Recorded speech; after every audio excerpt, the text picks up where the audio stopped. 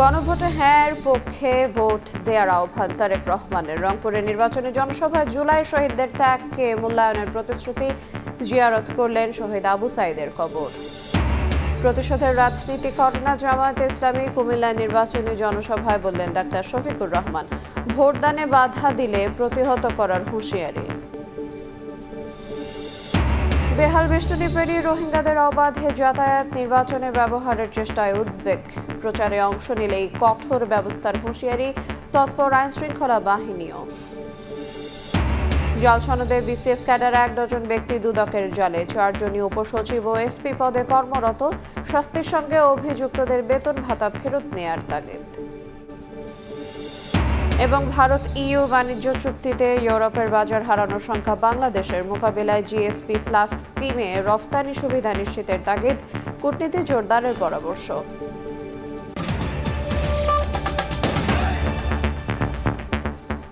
দেখছিলেন শিরোনাম। সকালের সময়ের সঙ্গে আছি আইরিন আয়াত। গণভোটে হ্যাঁর পক্ষে ভোট দেওয়ার আহ্বান জানিয়েছেন বিএনপি চেয়ারম্যান তারেক রহমান। রংপুরে নির্বাচনী জনসভায় জুলাই শহীদদের ত্যাগকে মূল্যায়নের প্রতিশ্রুতিও দিয়েছেন বিএনপি চেয়ারম্যান। বলেন, তাদের ত্যাগের মূল্যায়ন করতে হলে দেশের মানুষের রাজনৈতিক ও অনৈতিক অধিকার নিশ্চিত করতে হবে।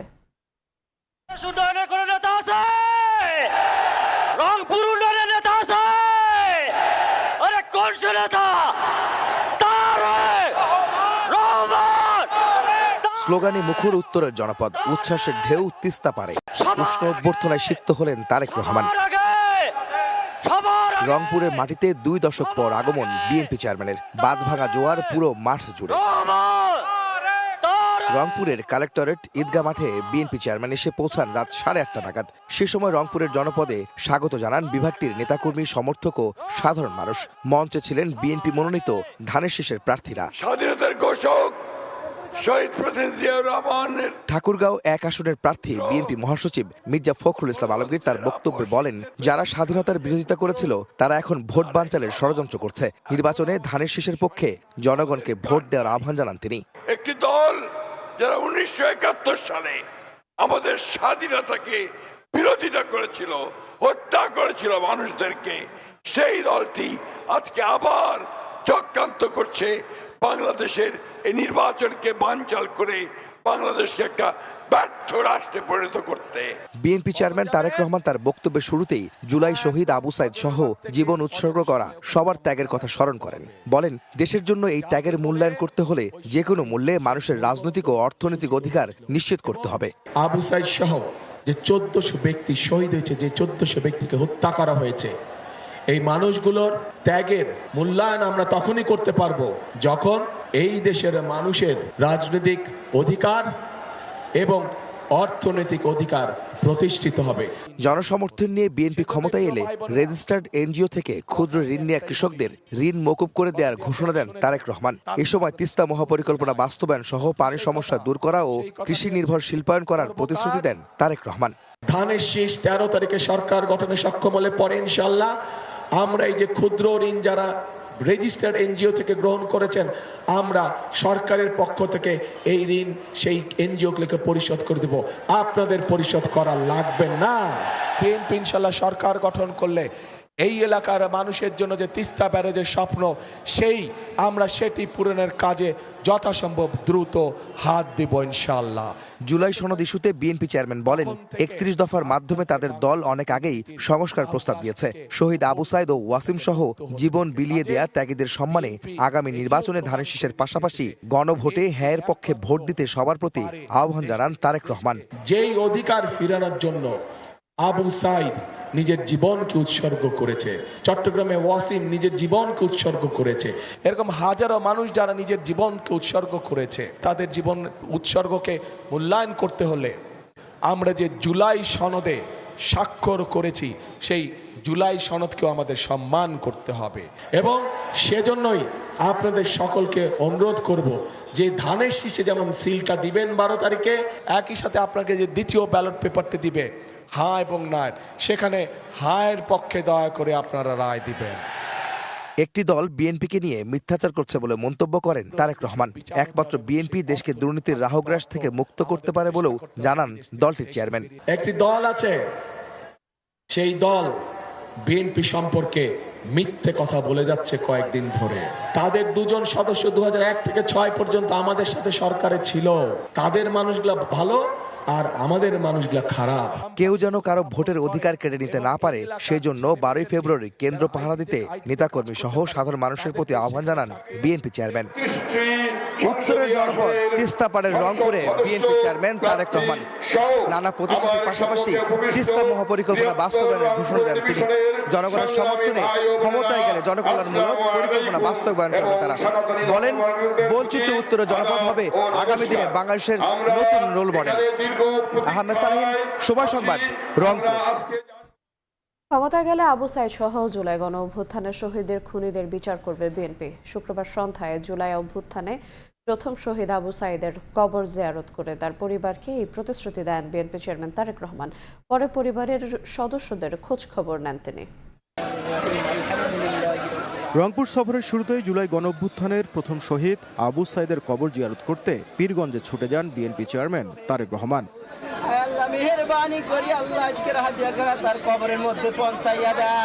শহীদ আবু সাইদের কবর জিয়ারতের পর বাড়ির উঠানে পরিবারের সদস্যদের সাথে মতবিনিময় করেন বিএনপি চেয়ারম্যান। এ সময় পরিবারের পক্ষ থেকে জুলাইয়ের আকাঙ্ক্ষা বাস্তবায়নের দাবি জানানো হয়। তারেক রহমানও আশ্বস্ত করেন তাদের। এতগুলো হত্যা হয়েছে আবু সাইদের জন্য, আবু সাইদ আগে হয়েছে, হত্যার বিচার চাইছি, এটাই করছি। জুলাইয়ের আকাঙ্ক্ষা যেন উনি ক্ষমতায় গেলে সেটা বাস্তবায়ন করে এবং সকল শহীদ পরিবারের প্রতি যেন তাদের একটা নেক নজর থাকে এবং যারা আহত হয়েছে পাশাপাশি দেশে যেন শান্তি বিরাজমান থাকে, শান্তিপূর্ণভাবে যেন সকলে বসবাস করতে পারে, এইটাই আর কি বলা হয়েছে। উনিও আশ্বস্ত করেছেন। বিএনপি ক্ষমতায় এলে আবু সাইদ সহ জুলাইয়ের শহীদদের হত্যাকারীদের বিচারের প্রতিশ্রুতি দেন বিএনপি চেয়ারম্যান। কথা বলে খুব ভালোই লাগলো, আনন্দই পেলাম। এরকম সাধারণ মানুষের বাড়ির যে এরকম একটা লোক আছে, এটা গর্বিত ব্যাপার। একেবারে উনি ক্ষমতা পেলে করবি বিচার, সেটা বলছে। তারেক রহমানের আগমনে উচ্ছ্বাস প্রকাশ করেন জুলাই গণঅভ্যুত্থানের প্রথম শহীদ আবু সাইদের স্বজনরা। নাজমুল ইসলাম নিশাদ, সময় সংবাদ, পীরগঞ্জ, রংপুর। দুপুরে সিরাজগঞ্জে নির্বাচনী জনসভায় অংশ নেবেন বিএনপি চেয়ারম্যান তারেক রহমান। এরপর বিকালে টাঙ্গাইলে যোগ দেবেন পথসভায়। দুপুরে সিরাজগঞ্জের বিসিক শিল্প পার্ক মাঠে বক্তব্য রাখবেন তারেক রহমান। জনসভাস্থল পরিদর্শন করে বিএনপির স্থায়ী কমিটির সদস্য ও সিরাজগঞ্জ 2 আসনে ধানের শেষের প্রার্থী ইকবাল হাসান মাহমুদ টুকু বলেন, তারেক রহমানের আগমন ঘিরে জনগণের মাঝে ব্যাপক উৎসাহ, উদ্দীপনা ও আনন্দ বিরাজ করছে। জনসভা সফল করতে নেওয়া হয়েছে সর্বোচ্চ প্রতিশ্রুতি। সিরাজগঞ্জ থেকে বিকেলে ঢাকা টাঙ্গাইল মহাসড়কের দরুন বাইপাস এলাকায় পথসভায় অংশ নেবেন তারেক রহমান। সিরাজগঞ্জে তারেক রহমানের আগমন উপলক্ষে সিরাজগঞ্জে একটি সাজ রব বিরাজ করছে। আমাদের তো যেটা নাকি মানুষের ভোট, সেই ভোট তো আছে আমাদের। জনজোয়ার তো তারেক সাহেব যেদিন আসছে সেদিন সৃষ্টি হয়েছে। এখন নতুন করে আবার উনি যখন আসবে মানুষ জেগে উঠবে এবং সেটাতে আরো জোয়ার সৃষ্টি হবে। আমাদের ভাগ্য এই প্রথম আমাদের টাঙ্গাইলে উনি আসতেছে, সেটাও আমাদের জন্য একটা নসিব। জনগণ আজকে ঈদের একটি আমেজের মতো বিরাজ করছে। এখানে সকলেই স্বতঃস্ফূর্তভাবে দেশনায়ক তারেক রহমানকে দেখার যে আগ্রহ এবং স্বতঃস্ফূর্তভাবেই মানুষ উপস্থিত হবে ইনশাল্লাহ। বগুড়া 6 আসনে ভোটের প্রচারণায় লিফলেট এখন আর কেবল স্লোগান নয়, বরং নতুন প্রাণের উৎস। পরিবেশ বান্ধব বন কাগজ দিয়ে তৈরি এসব লিফলেটে মিশিয়ে দেওয়া হয়েছে শাকসবজির বীজ, যা মাটিতে পড়লেই রূপ নেবে সবুজ চারাগাছে।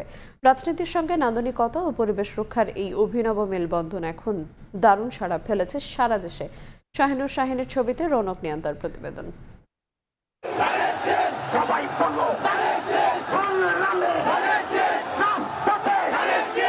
রাজনীতি যখন শুধু স্লোগানে সীমাবদ্ধ না থেকে মাটির কাছাকাছি পৌঁছায়, তখনই জন্ম নেয় নতুন সম্ভাবনা। বগুড়া 6 আসনে ধানের শীষের সমর্থনে এক অদ্ভুত দৃশ্য চোখে পড়ছে। ভোটারদের হাতে হাতে ঘুরছে বন কাগজ, যা শুধু কাগজের টুকরো নয়, বরং এক একটি প্রাণের সম্ভাবনা।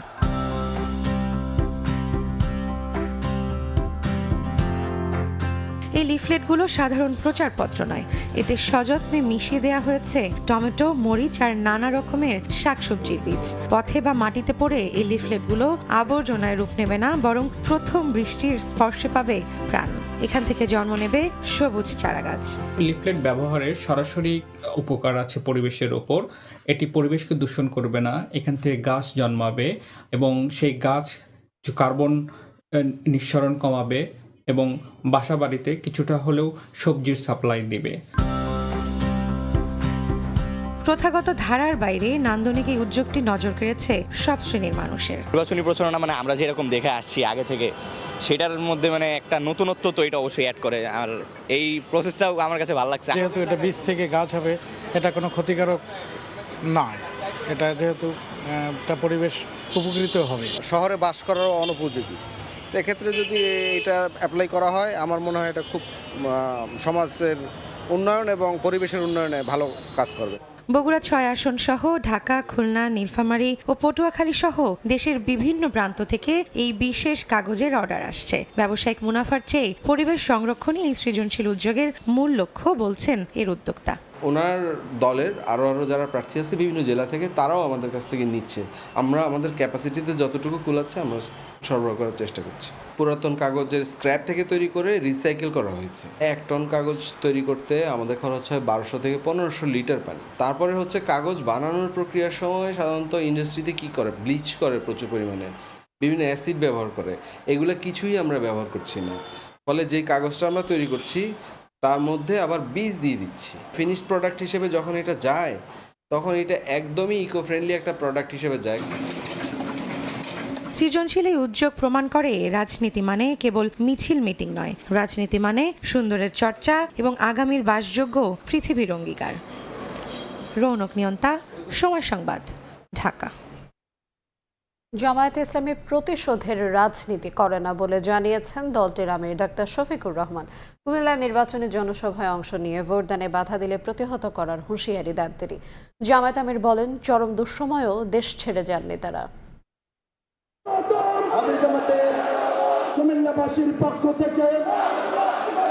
শুক্রবার রাতে কুমিল্লার লাকসামে নির্বাচনী জনসভায় অংশ নেন জামায়াত আমির ডাক্তার শফিকুর রহমান।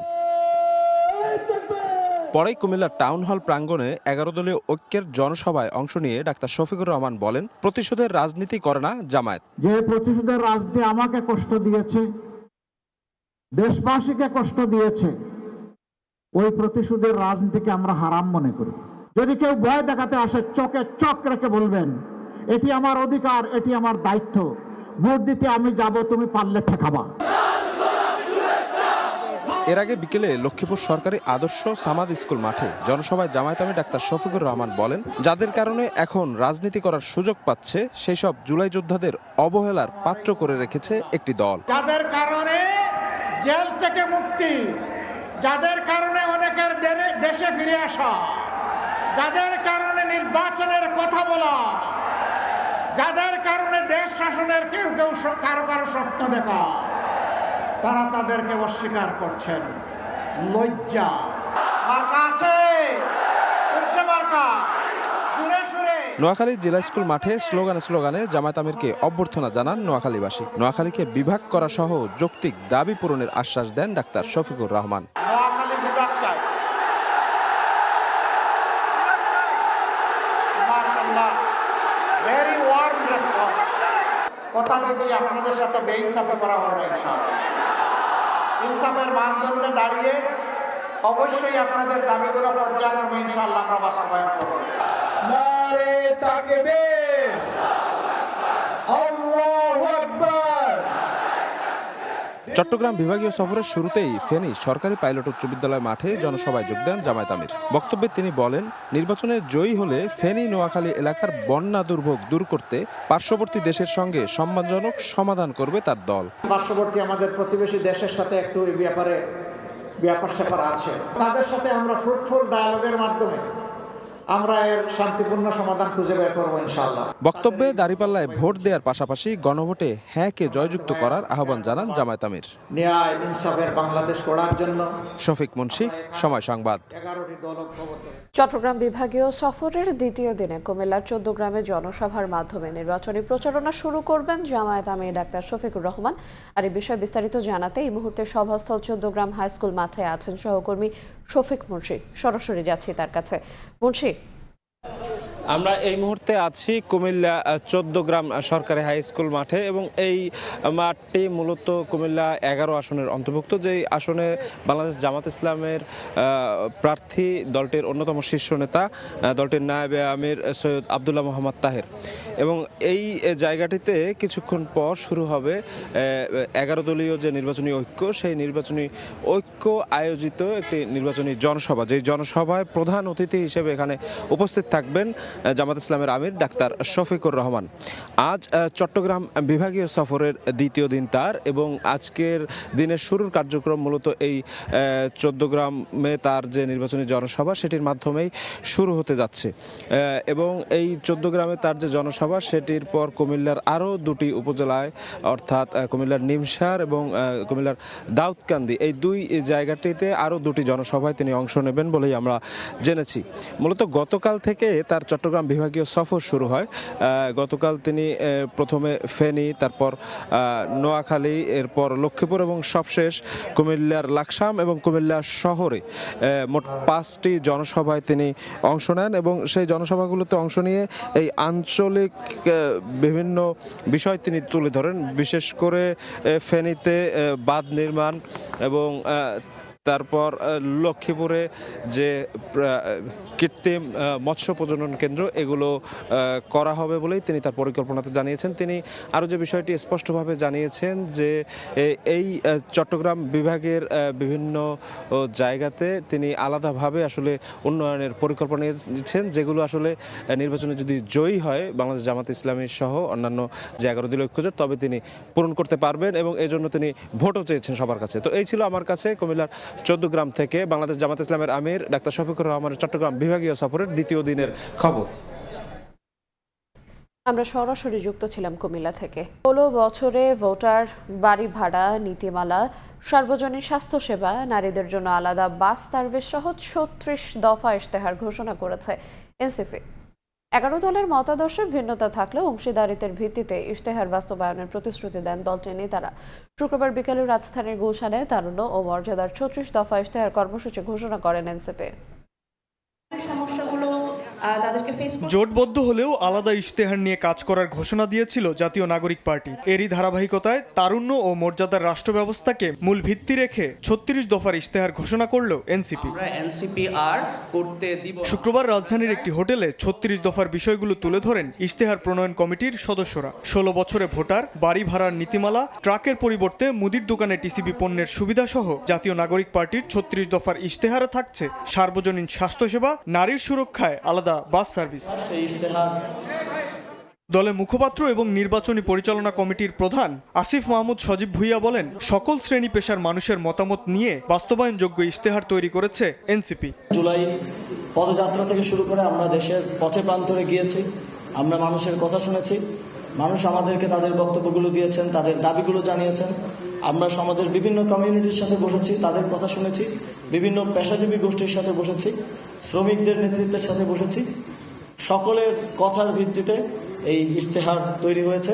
এনসিপির আহ্বায়ক নাহিদ ইসলাম বলেন, 11 দলীয় জোটের দলগুলোর মতাদর্শ ভিন্ন হলেও জোট ক্ষমতায় আসলে অংশীদারিত্বের ভিত্তিতে ইশতেহার বাস্তবায়নে কাজ করবে এনসিপি। আমাদের চেষ্টা থাকবে এই জোটের মধ্য দিয়ে আমাদের যে সংস্কারের যে দাবি, আমরা সেটাকে বাস্তবায়ন করব এবং আমাদের প্রায়োরিটিতে আমরা বাস্তবায়নের চেষ্টা করব। ফলে এই কারণে আমরা কিন্তু আমাদের ইশতেহারটাও আলাদা আমরা দিচ্ছি, এনসিপির পক্ষ থেকে একটা আলাদা ইশতেহার। অন্তর্বর্তী সরকারের সময় রাষ্ট্র সংস্কারের সুযোগ এলেও বাস্তবায়ন করা যায়নি বলেও মন্তব্য করেন তিনি। বন্দোবস্ত। শাবাব ওয়াসি, সময় সংবাদ, ঢাকা। ক্যাম্পের কাঁটাতারের বেষ্টনী বা চেকপোস্ট ফাঁকি দিয়ে লোকালয়ে অবাধে যাতায়াত করছেন রোহিঙ্গারা। এতে আসন্ন নির্বাচনের নিরাপত্তা নিয়ে নতুন করে শঙ্কা তৈরি হয়েছে। এমনিতে মিয়ানমারের বিদ্রোহী গ্রুপগুলোর সংঘাতে সীমান্তে উত্তেজনা বিরাজ করছে, তার সঙ্গে যুক্ত হচ্ছে বিপদগামী রোহিঙ্গাদের ভোট ব্যবহারের চেষ্টা। এই অবস্থায় নিরাপত্তা নিশ্চিতে রোহিঙ্গাদের ক্যাম্পের বাইরে আসা ঠেকানোর দাবি তুলেছেন স্থানীয়রা। মোহাম্মদ ফরাজের ক্যামেরায় বিস্তারিত জানাচ্ছেন সুজাউদ্দিন রুবেল। কক্সবাজারের উখিয়ার রোহিঙ্গা ক্যাম্প, আশ্রিত রোহিঙ্গাদের নিরাপত্তার জন্য দেওয়া হয়েছিল কাঁটাতারের বেষ্টনী, কিন্তু এসব বেষ্টনীর বেহাল অবস্থা। অনেক স্থানে কাঁটাতারের চিহ্নও নেই, যার কারণে রোহিঙ্গারা অবাধে লোকালয়ে যাতায়াত করছে। আর ক্যাম্পে যেসব সিসি ক্যামেরা লাগানো হয়েছিল সেগুলোরও কোনো অস্তিত্বই নেই বললেই চলে। আগামী 12 ফেব্রুয়ারি ত্রয়োদশ জাতীয় সংসদ নির্বাচন। এই অবস্থায় রোহিঙ্গা ক্যাম্প থেকে অবাধে বের হচ্ছেন রোহিঙ্গারা। জনপ্রতিনিধি ও রোহিঙ্গা কমিউনিটির নেতাদের দাবি, নির্বাচনে রোহিঙ্গাদের ব্যবহারে শঙ্কা রয়েছে। ক্যাম্পের এলাকার চেকপোস্টের দিয়ে তারা রোহিঙ্গারা অবাধে বের হয়ে যাচ্ছে। সামনে জাতীয় সংসদ নির্বাচন, যদি রোহিঙ্গারা এভাবে অবাধে বের হয়ে যেতে পারে তাহলে নির্বাচনে একটা প্রভাব পড়ার আশঙ্কা রয়েছে।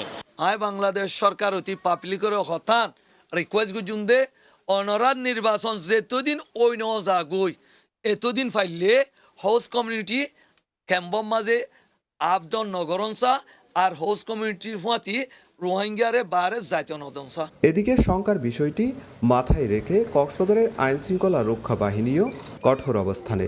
পুলিশ ও এপিবিএন বলছে, নির্বাচনকালীন সময়ে ক্যাম্প থেকে কোনো রোহিঙ্গাকেই লোকালয়ে বের হওয়ার সুযোগ দেওয়া হবে না। রোহিঙ্গা ক্যাম্পগুলোকে আমরা সিলগালা করার এক ধরনের চেষ্টা করছি, নির্বাচনের সময়টাতে তারা যেন বাইরে না আসতে পারে। এছাড়া যে সমস্ত আমাদের রোহিঙ্গারা ইতিমধ্যে বাইরে চলে এসছে বলে আমরা ধারণা করছি, তাদের বিরুদ্ধে আমরা আসলে এক ধরনের অভিযান পরিচালনা করার কথা চিন্তা করছি। কোনো দল বা কেউ যেন এটাকে তাদেরকে কোনো বিপজ্জনক কাজে যেন ব্যবহার করতে না পারে। ইতিমধ্যে আমরা কার্যক্রম গ্রহণ করছি যাতে তারা যত্রতত্র বাইরে বের হয়ে না আসতে পারে বা বিভিন্ন রাজনৈতিক কর্মকাণ্ডে অংশগ্রহণ না করতে পারে। প্লাস যে সমস্ত চেকপোস্টগুলো আছে সেগুলো আমরা ইতিমধ্যে আমাদের কার্যক্রম জোরদার করছি। আর কোনো রোহিঙ্গা ক্যাম্প ছেড়ে বাইরে গিয়ে নির্বাচনী প্রচারণায় অংশ নিলে তাদের বিরুদ্ধে কঠোর আইনি ব্যবস্থা নেওয়া হবে বলে জানিয়েছে শরণার্থী ত্রাণ ও প্রত্যাবাসন কমিশন। কোনো রোহিঙ্গা যদি কোনো রকম কোনো নির্বাচনী প্রচারণা, মিছিল, মিটিং কোনো কিছুতে যদি অংশগ্রহণ করে, আইনগতভাবে তাদের বিরুদ্ধে কঠোর ব্যবস্থা নেব, এটা নির্দেশনা দেওয়া হয়েছে। বর্তমানে কক্সবাজারের উখিয়া ও টেকনাফের 33টি আশ্রয় শিবিরে বসবাস করছে মিয়ানমার থেকে প্রাণ বাঁচাতে পালিয়ে আসা 15 লাখেরও বেশি রোহিঙ্গা নাগরিক। সুজাউদ্দিন রুবেল, সময় সংবাদ, কক্সবাজার। বন্দরের new mooring container terminal Dubai ভিত্তিক ডিপি ওয়ার্ল্ডকে ইজারা দেওয়ার সিদ্ধান্তের প্রতিবাদে ধর্মঘটের ডাক দিয়েছে শ্রমিক সংগঠনগুলো। এই মুহূর্তে এই বিষয়ে বিস্তারিত জানাতে সেখানে আছেন রিপোর্টার ফেরদৌস লিপি। সরাসরি যাব তার কাছে। লিপি, চট্টগ্রামে বন্দরের যে শ্রমিক সংগঠনগুলোর ডাকা ধর্মঘটের 2 দিনের আজকে প্রথম দিন শনিবার তারা সব ধরনের অপারেশন যে কার্যক্রম সেই অপারেশনাল কার্যক্রম বন্ধ রাখার ঘোষণা দিয়েছেন। অর্থাৎ অপারেশনাল কার্যক্রম বলতে কিন্তু চট্টগ্রাম বন্দরে যে জাহাজ আসা যাওয়া এবং জাহাজ থেকে কন্টেনার খালাস এবং ডেলিভারি সহ যে ধরনের কার্যক্রম সেই কার্যক্রমগুলো বন্ধ রাখার ঘোষণা দিয়েছে। আমরা সকাল থেকে যখন চট্টগ্রাম বন্দর আসছিলাম আমরা দেখেছি 1 নম্বর গেট থেকে একদম 4 নম্বর গেট পর্যন্ত কোনো ধরনের পণ্য বাহী যে ট্রাক, কাভার্ড ভ্যান সেগুলো বের হতে দেখি নাই। এবং এখনও পর্যন্ত আমরা যে চট্টগ্রাম বন্দরের ফ্লাইওভারে অবস্থান করছি সেখান থেকেও কিন্তু গেন্ট্রি ক্রেন কিংবা যেই কাভার্ড ভ্যান নিয়ে কন্টেনারগুলো চলাচল সেরকম পরিস্থিতি দেখছি না।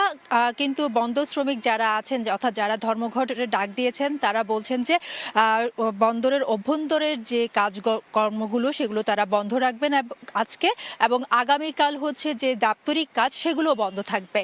অর্থাৎ এক ধরনের চট্টগ্রাম বন্দর অচল হওয়ার আশঙ্কা কিন্তু আমরা দেখছি এই ধর্মঘট থেকে। এবং তারা শ্রমিক সংগঠনগুলো বেলা 11টার দিকে বিক্ষোভ মিছিল বের করার কথা রয়েছে। আর এই অবস্থান থেকে আমরা দেখেছি যে বন্দর কর্তৃপক্ষ কিন্তু কঠোর অবস্থান নিয়েছেন। তারা বলছেন যে উচ্চ আদালতের যে সিদ্ধান্ত, অর্থাৎ বিদেশিদের সাথে এনসিটি যে চুক্তির রিট ছিল সেটা খারিজ করার পর যারা বন্দরের শ্রমিক কর্মচারী আছেন, যারা বিশৃঙ্খলা তৈরি করার চেষ্টা করবেন তাদের বিরুদ্ধে কিন্তু কঠোর অবস্থান নেওয়ার ঘোষণা দিয়েছে চট্টগ্রাম বন্দর কর্তৃপক্ষ। এবং আমরা দেখেছি বৃহস্পতিবার যখন বন্দর ভবনে মিছিল সমাবেশ করার চেষ্টা করে সেখানেও কিন্তু বন্দর কর্তৃপক্ষ এক ধরনের অবস্থান নিয়েছেন এবং পুলিশ টহল থেকে আইনশৃঙ্খলা যে রক্ষাকারী বাহিনী তাদের অবস্থান কিন্তু বন্দর ভবনে ছিল। এখন দেখার বিষয় হচ্ছে আসলে বন্দর কর্তৃপক্ষ এবং শ্রমিক সংগঠনগুলোর যে কঠোর অবস্থান সেটা কোন দিকে যায়। তো এই ছিল আমার কাছে চট্টগ্রাম বন্দর থেকে সর্বশেষ। আমরা সরাসরি যুক্ত ছিলাম চট্টগ্রাম থেকে। বাংলাদেশের রফতানিতে তাৎক্ষণিক কোনো নেতিবাচক প্রভাব ফেলছে না ভারত ও ইউরোপীয় ইউনিয়নের বাণিজ্য চুক্তি। তবে আগামী বছর থেকে নয়াদিল্লির সুবিধা পেতে শুরু করলেই বাড়বে ক্রয়াদেশ হারানোর ঝুঁকি। এলডিসি উত্তরণ সামনে রেখে তাই জিএসপি প্লাস স্কিমের আওতায় ইইউ বাজারে রফতানির সুবিধা নিশ্চিত করার দাবি উদ্যোক্তাদের। এ বিষয়ে এই অবস্থায় পিটিএ, এর মতো বাণিজ্যিক চুক্তি করতে ধীরে চলো নীতি থেকে বের হওয়ার তাগিদ অর্থনীতিবিদদের। ইয়ানুস রিফাতের রিপোর্ট। ভারতের মোট রফতানির প্রায় 17% গন্তব্য ইউরোপ। সম্প্রতি দেশটির তৈরি পোশাক, প্লাস্টিক সহ অধিকাংশ পণ্যে অগ্রাধিকারমূলক বাজার সুবিধা বা জিএসপি স্থগিত করেছে ইউরোপীয় ইউনিয়ন, যা কার্যকর হবে 2028 সালের 31 ডিসেম্বর। ফলে ভারত থেকে আমদানি পণ্যের প্রায় 87% শুল্ক গুনবেন জোটটির আমদানিকারকরা। ইন্ডিয়া যদি বেনিফিট পায়ও বা, তাহলে খুব একটা আমাদের বড় কোনো ক্ষতি হবে না। আমাদের যেভাবে বাজার আমাদের ঠিকই থাকবে। 29 সালের নভেম্বর পর্যন্ত আমাদের বাজার সুরক্ষিত। এই প্রতিবন্ধকতার পথে সুবিধার দ্বার উন্মুক্ত করেছে গেল 27 জানুয়ারি ইউ ভারতের মধ্যে হওয়া মুক্ত বাণিজ্য চুক্তি FTA, যা কার্যকর হওয়ার কথা 2027 সালে। তখন থেকে ইউরোপে বিনা শুল্কে রফতানি হবে ভারতীয় পোশাক, যা চ্যালেঞ্জে ফেলবে বাংলাদেশকে। খুব স্বাভাবিক একটা ব্যাপার যে আমরা ডেফিনেটলি আমরা চ্যালেঞ্জের মুখোমুখি হব। একদিকে জিএসপি স্থগিত করলো, আবার একদিকে তারা ফ্রি ট্রেড এগ্রিমেন্ট করলো। দুইটা একটার সাথে একটা কনফ্লিক্ট করতেছে। জিএসপি তুলে দেয়, সেটা যদি একরকম এফেক্ট হবে, আবার ফ্রি ট্রেড এগ্রিমেন্ট সেটাও আরেক রকম এফেক্ট হবে। আমাদের সাথে যে প্রতিযোগিতার বাজার, এখানে সার্টেনলি আমরা একটা অকওয়ার্ড পজিশনে পড়লাম। আবার অ্যাট দ্য সেম টাইম আমাদের সময় আছে 2029 সালের নভেম্বর পর্যন্ত। ভারত যখন বিনা শুল্কে বাজার সম্প্রসারণে জোর দিবে, ঠিক তখনই এলডিসি উত্তরণের পর 2029 সালের পর জোটটিতে শুল্ক সুবিধা হারাবে বাংলাদেশ। আরোপ হবে প্রায় 12.5% শুল্ক। আমাদের খানিকটা বাণিজ্য সুবিধার যে এখন অবস্থা আছে সেটা পরিবর্তিত হতে পারে। বিশ্বের যে আমরা পরিবর্তিত ভূ রাজনৈতিক অবস্থা দেখছি, ইউরোপিয়ান ইউনিয়ন চাইবে বিশ্ব দরবারে তাদেরও যে একটা বড় ভূমিকা আছে, তারাও যে একটা বৃহৎ বাণিজ্য করে থাকে, সেই লেভারেজকে কাজে লাগিয়ে হয়তো আরও বাণিজ্য চুক্তি করতে। এ অবস্থায় বাণিজ্য কূটনীতি জোরদার করার তাগিদ অর্থনীতিবিদদের। এটা তো একটা দীর্ঘমেয়াদী FTA, আমরা জিএসপি প্লাসও কয়েক বছরের জন্য পাই, কিন্তু তারপরও ভারতের সাথে যে চুক্তিটা হয়েছে সেই চুক্তিটা তো আরও দীর্ঘ সময়ের জন্য এটা বাস্তবায়িত থাকবে। সুতরাং সেদিক থেকে একটা বাড়তি প্রতিযোগিতার সম্ভাবনা আমাদের একটা কিন্তু সেখানে তৈরি হয়ে যাচ্ছে। 2024-25 অর্থ বছরে বাংলাদেশের মোট পোশাক রফতানির 50% বেশি গেছে ইউভুক্ত দেশগুলোতে, যার আর্থিক বাজার মূল্য প্রায় $20 বিলিয়ন। ইয়ানুস রিফাত, সময় সংবাদ, ঢাকা। জালিয়াতির মাধ্যমে BCS ক্যাডার হয়েছেন অন্তত 1 ডজন ব্যক্তি। তাদের কেউ প্রশাসনের হাল ধরছেন, আবার কেউ পুলিশের এসপি ও উপসচিবের দায়িত্বে। এর মধ্যে উপসচিব ও এসপি পদে চাকরিরত 4 জন। দুদকের অনুসন্ধান বলছে, ভুয়া মুক্তিযোদ্ধা সার্টিফিকেট ও জাল সনদ দেখিয়ে চাকরি পেয়েছেন তারা। বিশেষজ্ঞরা বলছেন, জালিয়াতির মাধ্যমে চাকরি বাগিয়ে নেওয়া ব্যক্তিদের কাছ থেকে বেতন ভাতা সহ সব অর্থ ফেরত নেওয়ার সঙ্গে শাস্তি দেওয়া জরুরি। চাচাকে বাবা বানিয়ে মুক্তিযোদ্ধা কোটায় BCS ক্যাডার হয়েছিলেন জনপ্রশাসন মন্ত্রণালয়ের সিনিয়র সহকারী সচিব কামাল হোসেন। বিষয়টি নিশ্চিত হওয়ার পর প্রথমে তার বিরুদ্ধে মামলা করে দুদক। এ মামলায় জামিন নিতে গেলে 35তম BCS এর এই কর্মকর্তাকে কারাগারে পাঠান আদালত। দুদকের তথ্য বলছে, জালিয়াতির মাধ্যমে BCS ক্যাডার হয়েছেন এরকম 1 ডজন ব্যক্তির তথ্য পেয়েছেন তারা। এর মধ্যে 2008 সালের 29তম BCS এ নিয়োগপ্রাপ্ত হন 6 জন। তাদের বিরুদ্ধেও মামলা করেছে সংস্থাটি। মামলায় বলা হয়েছে, কোটা না থাকলেও ফল প্রকাশের 6 মাস পর ভুয়া মুক্তিযোদ্ধা কোটায় নিয়োগ পেয়েছেন। তারা হলেন উপসচিব নাহিদা বারিক, রকিবুর রহমান খান, তোফাজ্জল হোসেন, পুলিশ সুপার খোরশেদ আলম সহ অন্যরা। এছাড়া জাল সনদে 38 ও 41তম BCS এ চাকরি নেওয়ার অভিযোগে আরও 3 জনের বিরুদ্ধে মামলা করেছে সংস্থাটি।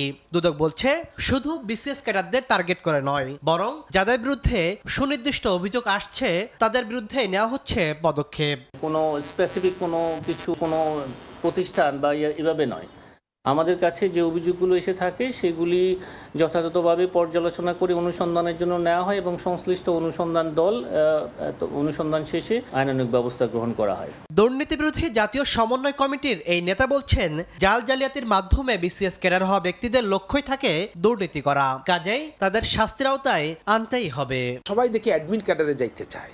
কেন যাইতে চায়? কারণ তার যে শান শওকত, এইটার জন্য আমি 10 লাখ 20 লাখ 30 লাখ ঘুষ দিয়ে খরচ করে আবিদ আলী কোটা যদি আমি হইতে পারি একবার, তো এই টাকা তো পরিশোধ করা আমার জন্য কোনো বিষয় না, তাহলে ওখানে যাবে কেন? সে তো ওই স্বপ্নটা দেখে কোন কোন খাতে কীভাবে টাকাটা আয় করে পরে পরিশোধ করবো, তদন্তে প্রমাণিত হবে সে দুর্নীতি করে, তাহলে যেই বেতন ভাতা এই পর্যন্ত নিচ্ছে সেই বেতন ভাতা ফেরত দেওয়ার জন্য নির্দেশ দিতে হবে, সেই সাথে যে অপরাধটা করছে তার জন্য তার শাস্তি হবে। এছাড়া পিএসসির সাবেক ড্রাইভার আবেদ আলীর সহায়তায় চাকরি নেওয়ার অভিযোগে অতিরিক্ত পুলিশ সুপার জাকারিয়া রহমান জিকুকে সম্প্রতি দেশ থেকে নিষেধাজ্ঞা দিয়েছেন দুর্নীতি দমন কমিশন। তাসলিম তৌহিদ, সময় সংবাদ, ঢাকা। সকালের সময় আরও থাকছে। অবশেষে রাফা ক্রসিং খুলে দেওয়ার ঘোষণা ইসরায়েলের। কাল থেকে গাজায় ঢুকবে ত্রাণবাহী ট্রাক। অন্তত 70,000 ফিলিস্তিনের প্রাণহানি স্বীকার করল নেতানিয়াহু বাহিনী। অতীতে নির্বাচন ছিল উৎসবের মতো। সরগরম চায়ের দোকান, ভোট কেন্দ্রে মানুষের দীর্ঘ লাইন, আনন্দ ঘন এক পরিবেশ। কিন্তু সময় বদলে গেছে, বদলেছে ভোটের আবহ। নতুন প্রজন্ম প্রত্যাশা করছে গণ অভ্যুত্থান পরবর্তী সময়ে স্বচ্ছ এবং অংশগ্রহণমূলক নির্বাচন। আর পুরনো প্রজন্মের মনে দগদগে স্মৃতি আগের উৎসব মুখর দিনের। দুই প্রজন্মের সেই অনুভূতি তুলে ধরেছেন সহকর্মী নাজমুল ইসলাম নিশাত। ক্যামেরায় ছিলেন শাকিল মাহমুদ।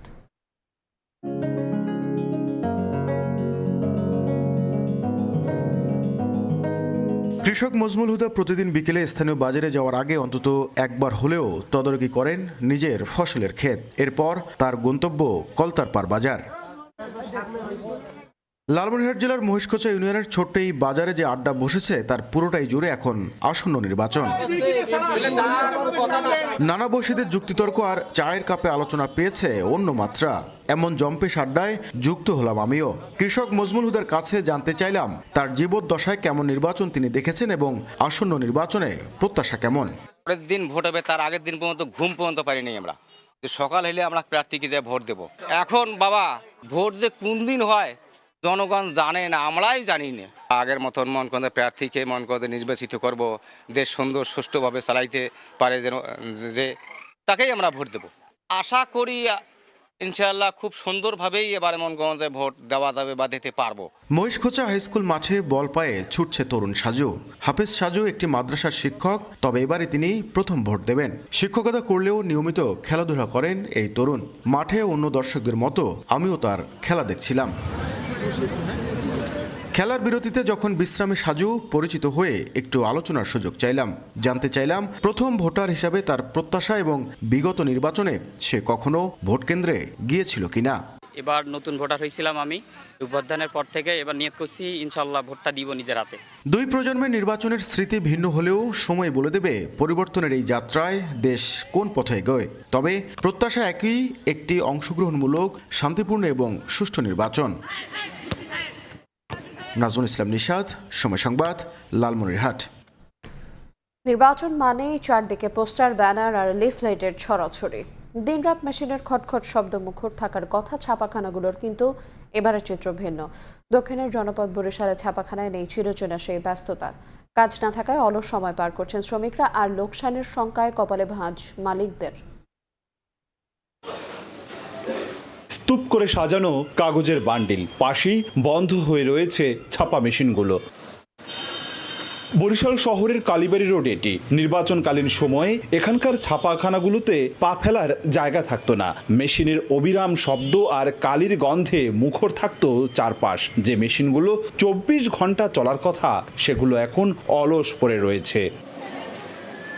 শ্রমিকদের চোখে মুখে এখন ক্লান্তি নয়, বরং দুশ্চিন্তার ছাপ। আগে যেখানে নির্বাচনের সময় দম ফেলার ফুরসত পেতেন না, এখন সেখানে শুয়ে বসেই কাটছে তাদের দিন। ভোটের এই বিশেষ সময়টায় বাড়তি আয়ের উপর অনেকের সংসার নির্ভর করলেও এবার যেন সব হিসেব ওলটপালট। মানে পরিবেশটাই ছিল আসলে বাড়িঘরের মতো, কিন্তু এখন আর সেই নাই, সেই শুনশান নিরাপত্তা কোনো কাজ নেই। বোনাসও পাই না, টাকাও পাই না, যেহেতু আমাকে এখানে কোনো অর্ডার পাতি আসে না। একটা হ্যান্ডবিলও আসে না, একটা পোস্টার আসে না, একটা ব্যানারও আসে না। আমরা কাজ পাচ্ছি না যেহেতু, তো এটা অর্থনৈতিকভাবে এটার একটা প্রভাব পড়তেই পারে।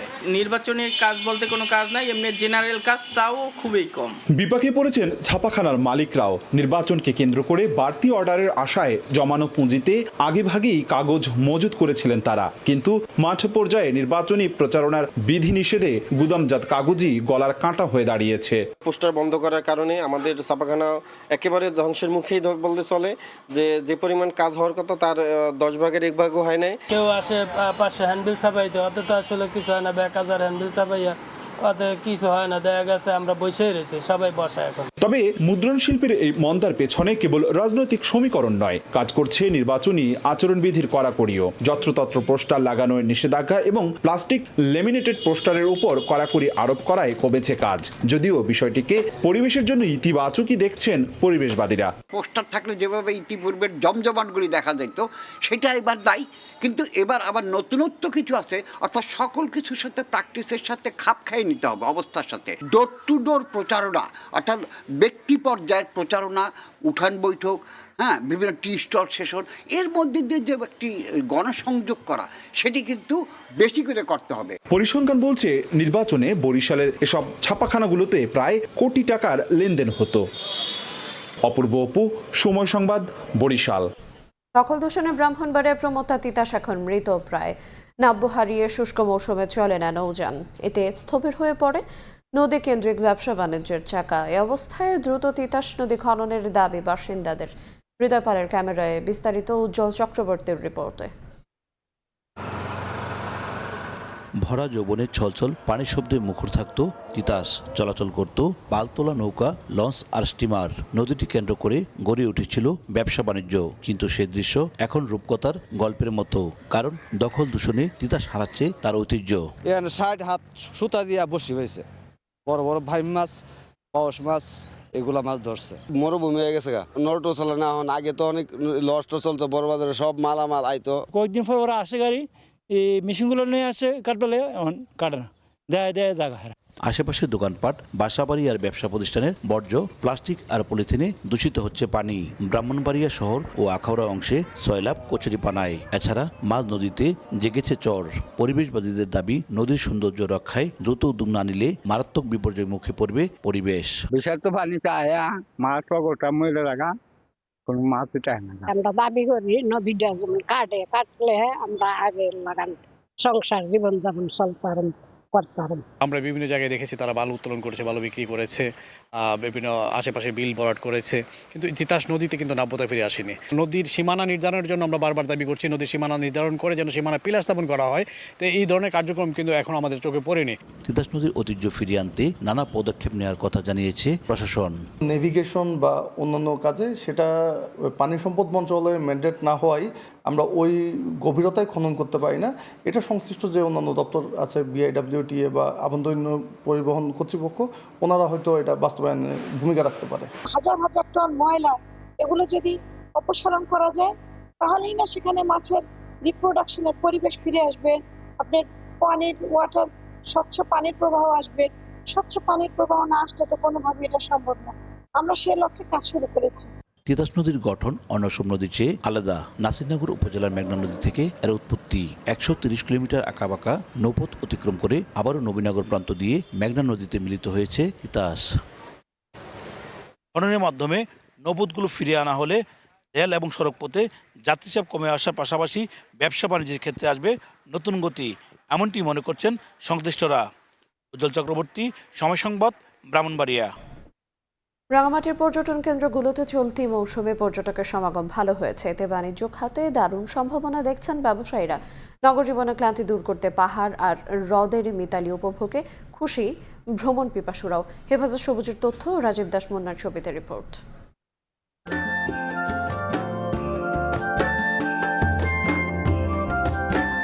শান্ত লেকে নির্মল বাতাসে চলছে নৌকা, কেউ বৈঠা বাইছে, কেউ আবার যন্ত্রচালিত নৌকায় চড়ছে। মনোরম এই দৃশ্য দেখা মিলছে রাঙামাটিতে। পার্বত্য জেলা এখন পর্যটকে মুখর। নগর জীবনের ক্লান্তি দূর করতে পাহাড় আর হ্রদের মিতালি উপভোগ করছেন পর্যটকরা। ঐতিহ্যবাহী ঝুলন্ত সেতুতে পারাপার, পলয়েল পার্ক ও শুভলং ঝর্ণায় চলছে প্রাণবন্ত ঘোরাঘুরি। অনেক বেশি ভালো লাগতেছে, অনেক মানুষ, তারপর প্রাকৃতিক ভিউটা সবচেয়ে সুন্দর। সত্যি কথা বলতে এটা একটা অসাধারণ অনুভূতি ছিল। আমরা যতই বিদেশে যাই, কিন্তু আমাদের দেশের মতো সুন্দর জায়গা কোথাও নাই। রাঙামাটির যে প্রাকৃতিক সৌন্দর্য সেটা সত্যি মনোমুগ্ধকর। আমার মনে হয় প্রত্যেক মানুষের একবার হইলো প্রাকৃতিক সৌন্দর্য দেখার জন্য আসা উচিত। স্থানীয় ব্যবসায়ীরা জানান, এবছর প্রত্যাশা অনুযায়ী পর্যটকের সমাগম বেড়েছে। চলতি মৌসুমে বাণিজ্য খাতে সম্ভাবনা দেখছেন ব্যবসায়ীরা। সামনে জাতীয় নির্বাচন, রমজান মাস, শেষ পর্যায়ে আমাদের অনেক সুন্দর ব্যবসা হয়েছে আলহামদুলিল্লাহ। এই রাঙামাটির পরিবেশ, যারা ব্যবসা বাণিজ্য করে সবাই খুশি আমরা, আলহামদুলিল্লাহ আমরা সুন্দর ব্যবসা করেছি। রাঙ্গামাটিতে প্রতি বছর প্রায় 5 লাখ পর্যটক বেড়াতে আসেন। সময় সংবাদ, রাঙ্গামাটি। দেখছেন সকালের সময়। এবার দেশের বাইরের খবর। গাজায় প্রবেশের রাফা ক্রসিং খুলে দেওয়ার ঘোষণা দিয়েছে ইসরায়েল। কাল থেকে আবারও উপত্যকাটিতে ঢুকতে পারবে ত্রাণবাহী ট্রাক, যা যুদ্ধবিরতির প্রথম ধাপ বাস্তবায়নে গুরুত্বপূর্ণ পদক্ষেপ।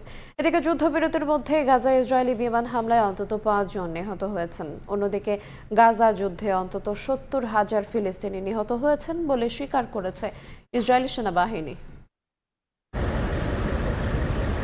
অবশেষে যুদ্ধ বিধ্বস্ত গাজায় প্রবেশে রাফা ক্রসিং আবারও পুরোদমে খুলে দেওয়ার ঘোষণা দিয়েছে ইসরায়েল। স্থানীয় সময় শুক্রবার উপত্যকায় বেসামরিক নীতির সমন্বয়কারী ইসরায়েলি সংস্থা কুগাট জানায়, আগামী রোববার পুনরায় খুলে দেওয়া হবে রাফা ক্রসিং। এর মাধ্যমে গাজা ও মিশরের মধ্যে আবারও যাতায়াত শুরু হবে। রাফা ক্রসিং দীর্ঘদিন বন্ধ থাকায় গাজায় চিকিৎসা, শিক্ষা ও যোগাযোগ মারাত্মকভাবে বাধাগ্রস্ত হয়েছে। মার্কিন প্রেসিডেন্ট ডোনাল্ড ট্রাম্পের প্রস্তাবিত যুদ্ধবন্ধ পরিকল্পনার প্রথম ধাপের গুরুত্বপূর্ণ শর্ত এই ক্রসিং পুনরায় চালু করা। তবে শেষ ইসরায়েলি জিম্মির মরদেহ উদ্ধার না হওয়া পর্যন্ত সীমান্ত খুলবে না বলে জানিয়েছিল ইসরায়েল। চলতি সপ্তাহে সেই মরদেহ উদ্ধারের পরই রাফা ক্রসিং পুনরায় খুলে দেওয়ার সিদ্ধান্ত জানালো তেল আবিব। এদিকে যুদ্ধবিরতি কার্যকর থাকলেও গাজায় থামছে না ইসরায়েলি বাহিনীর বর্বরতা। দের আল বালাহ শহরে ইসরায়েলি বিমান হামলায় বেশ কয়েকজন হতাহত হয়েছেন। উপত্যকার স্বাস্থ্য মন্ত্রণালয় জানায়, 2 বছরের যুদ্ধে গাজার বড় অংশ ধ্বংস হয়ে গেছে। গাজা যুদ্ধে অন্তত 70,000 ফিলিস্তিনি নিহত হয়েছে বলে স্বীকার করেছে ইসরায়েলি সেনাবাহিনী। শুক্রবার এ তথ্য প্রকাশ করে ইসরায়েলি গণমাধ্যম ওয়াইনেট।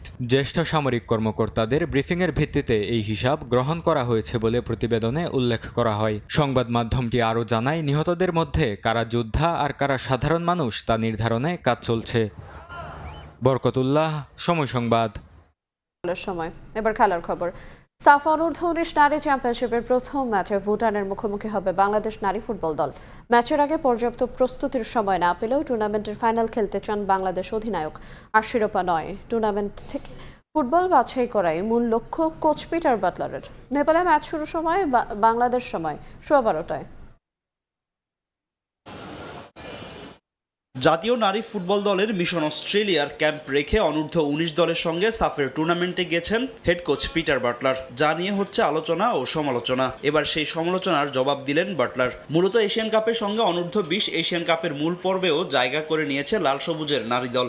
আর বয়সভিত্তিক সেই দলটার বেশিরভাগ ফুটবলারই খেলছেন সাফ অনূর্ধ্ব-19 চ্যাম্পিয়নশিপে। নারী এশিয়ান কাপ ও অনূর্ধ্ব-19 এশিয়ান কাপের জন্য ফুটবলার খুঁজতেই নেপাল গেছেন বাটলার। তাই তো বাংলাদেশের প্রথম ম্যাচের আগে পিটারের কৌশলী উত্তর, 4 দলীয় সাফ অনূর্ধ্ব-19-এর শিরোপা তার মুখ্য লক্ষ্য নয়। এই টুর্নামেন্টের চ্যাম্পিয়ন হওয়া আমার জন্য গুরুত্বপূর্ণ বা মুখ্য উদ্দেশ্য নয়। আমি এখানে এসেছি একটা লক্ষ্য নিয়ে। এই টুর্নামেন্টের মাধ্যমে সামনে জাতীয় দলে ও এএফসি অনূর্ধ্ব-20 দলের জন্য প্রতিভাবান ফুটবলার বাছাই করাই আমার মূল লক্ষ্য। কারণ সামনে আমাদের বড় 2টি টুর্নামেন্ট আছে। ফুটবলাররা যেন সেই টুর্নামেন্টের জন্য প্রস্তুত থাকতে পারে। টুর্নামেন্টের প্রথম ম্যাচে ভুটানের মুখোমুখি হবে বাংলাদেশ। ফ্লাইট জটিলতায় এই ম্যাচের আগে পর্যাপ্ত অনুশীলনের সুযোগ পায়নি বাংলাদেশের মেয়েরা। তারপরেও টুর্নামেন্টের ফাইনাল খেলতে চান অধিনায়ক অর্পিতা বিশ্বাস। আর নিজের শিষ্যদের নিয়ে দারুণ আত্মবিশ্বাসী পিটার বাটলার।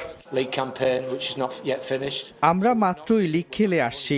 এই লিগটি এখনো শেষ হয়নি। প্রস্তুতির ঘাটতি নিয়ে তাই কোনো আক্ষেপ নেই। আমার দলের উন্নতির দিকে সবচেয়ে বেশি গুরুত্ব দিচ্ছি এবং আমরা উন্নতির পথেই আছি। আমাদের বাংলাদেশ প্রিমিয়ার লিগ চলছে 1 মাস ধরে, তো আমাদের প্র্যাকটিসের সুযোগ হয়নি। আমরা মাত্র একদিন প্র্যাকটিস করতে পেরেছি এবং আমাদের প্লাস পয়েন্ট যে আমাদের টিমের সাথে আমাদের সবার সাথে কমিউনিকেশন ভালো আছে। তো আমাদের target match by match win করা এবং ফাইনাল খেলা। সাফের এই টুর্নামেন্টে বাংলাদেশ ছাড়াও অংশ নিয়েছে ভারত ও নেপাল। লিগ পর্ব শেষে শীর্ষ 2 দলই খেলবে ফাইনাল। ফাহিম ইসলাম, সময় সংবাদ। এ পর্যায়ে শীর্ষ সংবাদগুলো জানিয়ে দেব আর একবার। গণভোটে হ্যাঁর পক্ষে ভোট দেওয়ার আহ্বান তারেক রহমানের। রংপুরে নির্বাচনী জনসভায় জুলাই শহীদদের ত্যাগের মূল্যায়নের প্রতিশ্রুতি। জিয়ারত করলেন শহীদ আবু সাঈদের কবর। প্রতিশোধের রাজনীতি করে না জামায়াতে ইসলামী। কুমিল্লায় নির্বাচনী জনসভায় বললেন ডাক্তার শফিকুর রহমান। ভোটদানে বাধা দিলে প্রতিহত করার হুঁশিয়ারি। এবং বেহাল বেষ্টনী পেরিয়ে রোহিঙ্গাদের অবাধে যাতায়াত, নির্বাচনে ব্যবহারের চেষ্টায় উদ্বেগ, প্রচারে অংশ নিলেই কঠোর ব্যবস্থার হুঁশিয়ারি, তৎপর আইনশৃঙ্খলা বাহিনীও।